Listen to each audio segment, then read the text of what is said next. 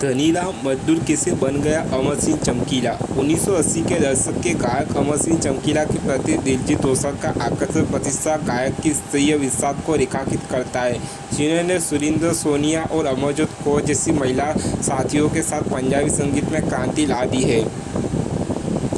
अग्रणी वैसी की पंजाबी स्टार दिलजीत दोसांझ अपनी जड़ों के प्रति अपने प्यार के बारे में कोई शिकायत नहीं करते हैं। शायद यह सबसे अच्छी तरह से बताता है कि प्रतिष्ठा गायक अमर सिंह चमकीला पर 2 बैक टू बैक फिल्में हैं। हाल ही में एक सस्ताकार में दिलजीत ने खुले तौर पर स्वीकार किया कि वह पिछले साल रिलीज हुई अपनी फिल्म जोड़ी में चमकीला का किरदार निभाना चाह रहे थे और दिलजीत इम्तियाज अली द्वारा जैसी आगामी फिल्म में चमकीला की भूमिका फिर से निभाने के लिए तैयार है। 1980 के दशक की गायन किंवदंती के प्रति उनका आकर्षक प्रतिष्ठा गायक की स्तरीय विषाद को रेखांकित करता है, जिन्होंने सुरिंदर सोनिया और अमरजोत कौर जैसी महिला साथियों के साथ पंजाबी संगीत में क्रांति ला दी है। 1 जुलाई 1960 के लुधियाना जिले के डुंगरी गांव में हरी सिंह और करतार कौर के गरीब घर में जन्मे अमर सिंह चमकीला को शुरुआती कठिनाई का सामना करना पड़ा। मूल रूप से उनका नाम धनीराम था। उन्होंने अपने बड़े परिवार का भरण पोषण करने के लिए लुधियाना के हैबोला क्षेत्र में रोजगार की तलाश की। चुनौतियों के बावजूद संगीत के प्रति उनके जुनून ने उन्हें नाटक समूह में शामिल होने के लिए प्रेरित किया, जहां उन्होंने अपने अभिनय कौशल को निखारा और 16 साल की उम्र तक हारमोनियम और तूबी में महारत हासिल कर ली।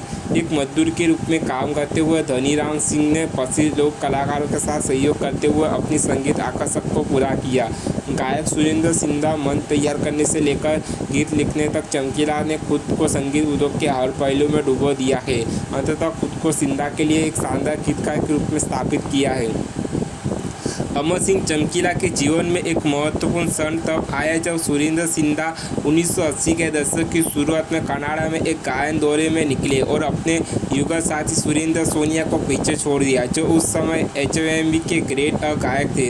अवसर का लाभ उठाते हुए सोनिया ने अमर सिंह चमकीला को अपने साथ सहयोग करने के लिए आमंत्रित किया और साथ में उन्हें दिल्ली में चमकीला द्वारा लिखे गए 4 गाने रिकॉर्ड किए।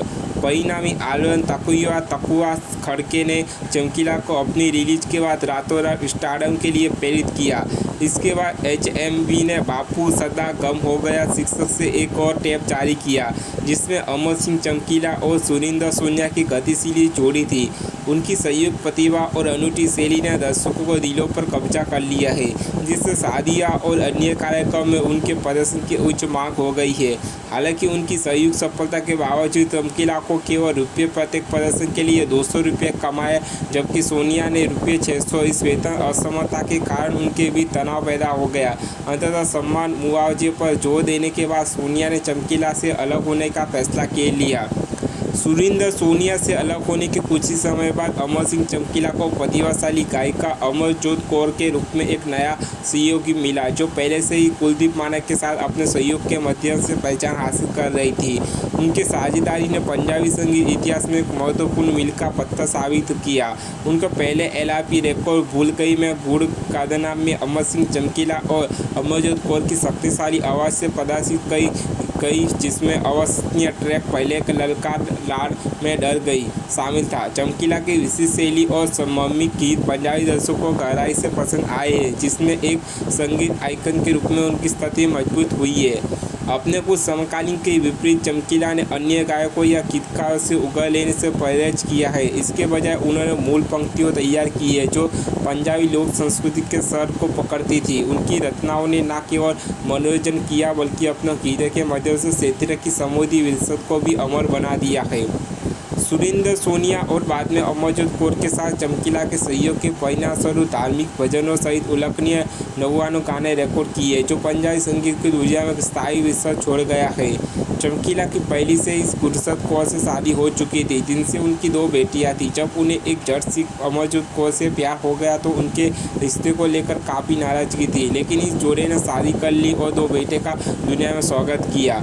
अमर सिंह चमकीला बहुमुखी प्रतिभा के धनी थे। एक शिक्षक, गीतकार, गायक, प्रशिक्षक, बांसुरी वादक और हारमोनियम वादक के रूप में प्रसिद्ध है। चमकीला की बहुमुखी प्रतिभा ने उन्हें अपने आप में एक स्थापना के रूप में अलग कर दिया है। पंजाबी भाषा में उनकी महारत अद्वितीय थी, जिससे उन्हें शब्दों के साथ जादू बुनाने और उन्हें प्रस्तुत करने की अनुमति मिली है। एक तेज आवाज़, चाहे बांसुरी बजाना हो या हारमोनियम, उनकी उंगलियों ऐसी धुनें निकालती थी जो दर्शकों को मतमुग्ध कर देती थी और उनकी उल्लेखनीय संगीत प्रतिभा का प्रदर्शन करती थी। एक प्रमुख पंजाबी फिल्म और संगीत समीक्षा हरप्रीत सिंह कौल ने टिप्पणी की थी